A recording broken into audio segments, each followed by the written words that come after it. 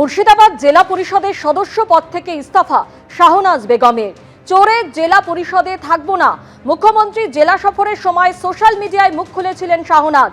চোর জেলা পরিষদের একজন অংশীদার হয়ে থাকা আমার পক্ষে সম্ভব নয়। আপনাদের দেওয়া টার্ম পূর্ণ হবার আগেই আমি সদস্য পদ ত্যাগ করতে বাধ্য হলাম। ডিভিশনাল কমিশনারের দপ্তরে ইস্তফাপত্র শাহনাজের। 2023 সাল থেকে জেলা পরিষদে জিতেছিলেন শাহনাজ। প্রথমে কংগ্রেসে, পরে তৃণমূলে যোগ দেন শাহনাজ বেগম। একসময় জেলা পরিষদের সহকারী সভাধিপতিও ছিলেন শাহনাজ। মালবাজারে একটি চিতার মৃত্যু। ওদলাবাড়ি গ্রাম পঞ্চায়েতের তুরিবাড়ি এলাকায় চিতাটিকে পড়ে থাকতে দেখেন স্থানীয় বাসিন্দারা। চিতাটিকে উদ্ধার করেছে বন দপ্তর।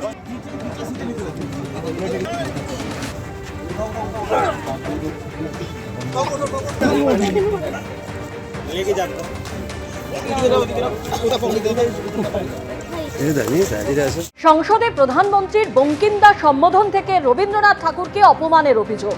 কলকাতা পুরসভায় নিন্দা প্রস্তাব তৃণমূল কাউন্সিলর অরূপ চক্রবর্তী। নিন্দা প্রস্তাবকে ঘিরেই তুঙ্গে বাদানুবাদ।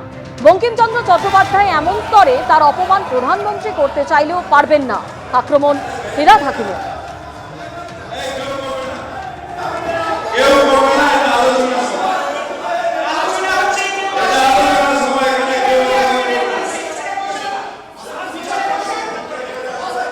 সরাসরি আমাদের প্রতিনিধি অর্ণব মুখোপাধ্যায় আমাদের সঙ্গে রয়েছেন। অর্ণব, আমরা সেই ছবি দেখতে পাচ্ছি যে কলকাতা পুরসভায় নিন্দা প্রস্তাবে একেবারে তুলকালাম পরিস্থিতি তৈরি হয়।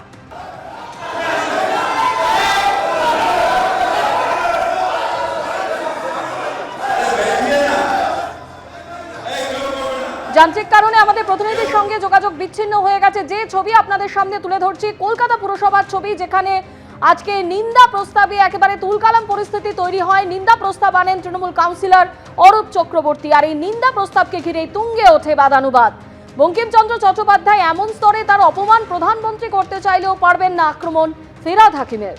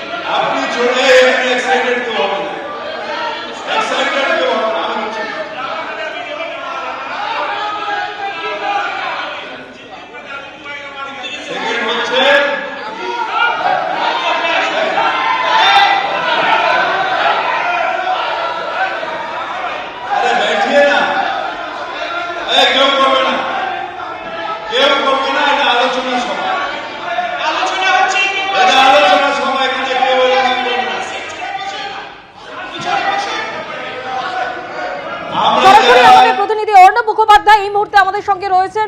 অর্ণব, আমরা কলকাতা পুরসভার সেই ছবি দেখতে পাচ্ছি যেখানে অরূপ চক্রবর্তীর আনা নিন্দা প্রস্তাবকে ঘিরে একেবারে তুঙ্গে ওঠে বাদানুবাদ। একদমই দেখো, অরূপ চক্রবর্তী এই নিন্দা প্রস্তাব এনেছিলেন, কিন্তু সেখান থেকে আলোচনাটা ক্রমশ অন্যদিকে যেতে শুরু করে। অরূপ চক্রবর্তী তিনি বক্তব্য রাখলেন, সজল ঘোষ রাখলেন, দেবাশিস কুমার রাখলেন, তারপর বৈশ্বনাথ চট্টোপাধ্যায় রাখলেন, সবশেষে মেয়র ফিরহাদ হাকিম তিনি যখন বলতে উঠলেন, সেখান থেকে তিনি বিহারের প্রসঙ্গ ক্রমশ টেনে আনেন এবং সেই নীতিশ কুমারের সেই ঘটনাটা তিনি তুলে ধরেন। এবং তার পাশাপাশি যেটা দেখা যায় যে বিজেপির পক্ষ থেকে তাকে আক্রমণ করা হচ্ছে এবং সেই আক্রমণের উত্তর দিতে গিয়েই তিনি উত্তেজিত হয়ে পড়েন। সজল ঘোষ তিনি এই আক্রমণ করেন এবং তার উত্তর দিতে গিয়ে কিন্তু মেয়র উত্তেজিত হয়ে পড়েন এবং তার পাশাপাশি জলের বোতল নিয়ে আসা হয় এবং তাকে শান্ত করার জন্য দেবাশিস কুমার চলে আসেন। পরে ঘনিষ্ঠ মহলে মেয়র জানিয়েছেন যে এই ধরনের ব্যক্তি আক্রমণ সেটাকে তিনি অসম্মানিত বোধ করেন এবং সেই কারণেই তিনি এরকম রিয়্যাক্ট করেছেন। অন্যদিকে বামেদের পক্ষ থেকে যেটা বলা হচ্ছে যে পুরসভার মাসিক অধিবেশনে পুরসভা সংক্রান্ত আলোচনা হওয়া উচিত, যেখানে এখানে উন্নতির বিষয়ে আলোচনা হবে, কিন্তু তার জায়গায় আলোচনাটা যে জায়গায় নিয়ে গেছে সেই জন্য তারা আবার তৃণমূল এবং তার পাশাপাশি বিজেপি উভয়ের দিকে আঙুল তুলেছে। কিন্তু আজকে আলোচনাটা এই যখন মেয়রের দিকে আক্রমণের তীর ধেয়ে আসে, তার পাশাপাশি তৃণমূলের অন্যান্য কাউন্সিলররা তারাও টিপ্পনী দিতে শুরু করেন, বিজেপির পক্ষ থেকেও বিভিন্ন কথা বলা শুরু হয়ে যায়। অন্যদিকে যেটা দেখা যায় যে মীনা দেবী পুরোহিত তার অর্ণব, আমরা সেই ছবি যখন তুঙ্গে ওঠে বিরোধিতার, বঙ্কিমচন্দ্র চট্টোপাধ্যায় এমন স্তরে তার অপমান প্রধানমন্ত্রী করতে চাইলেও পারবেন না, আক্রমণ শানিয়েছেন ফেরাদ হাকিম। আপনিও তো মিনি পাকিস্তান বলেছিলেন, পাল্টা আক্রমণ বিজেপি কাউন্সিলর সজল ঘোষের। আচ্ছা, পাকিস্তানি ইস্যুতে মেয়র উত্তেজিত কতদিন ধরে হবেন? কিছুই বলেনি, আপনারা দেখেছেন। আমি বলেছি উনি কাউকে একজনকে পাকিস্তানের সমর্থক বলছিলেন, আর উনি নিজেই মিনি পাকিস্তান বলেছিলেন। ইনি আজকে চিৎকার করলেন যে দেখাতে পারলে উনি রিজাইন করবেন, আমি নিশ্চয়ই দেখিয়ে দেবো। সেটা হচ্ছে মিনি পাকিস্তান শব্দটা উনি উচ্চারণ করেছিলেন। এই কর্পোরেশনের মেয়র তিনি কি করে বলতে পারেন যে অর্ধেক বাংলার মানুষ উর্দুতে কথা বলবেন? তিনি কি করে দাওয়াতে ইসলাম দিয়ে বলতে পারেন যে হিন্দু গর্ভে জন্মানো সেটা দুর্ভাগ্যের বিষয়? যদি কারোর হিজাব টানলে নরকে জায়গা হয়, তাহলে এই কথাটা বলার কারণেও মেয়রের স্বর্গে জায়গা হবে না।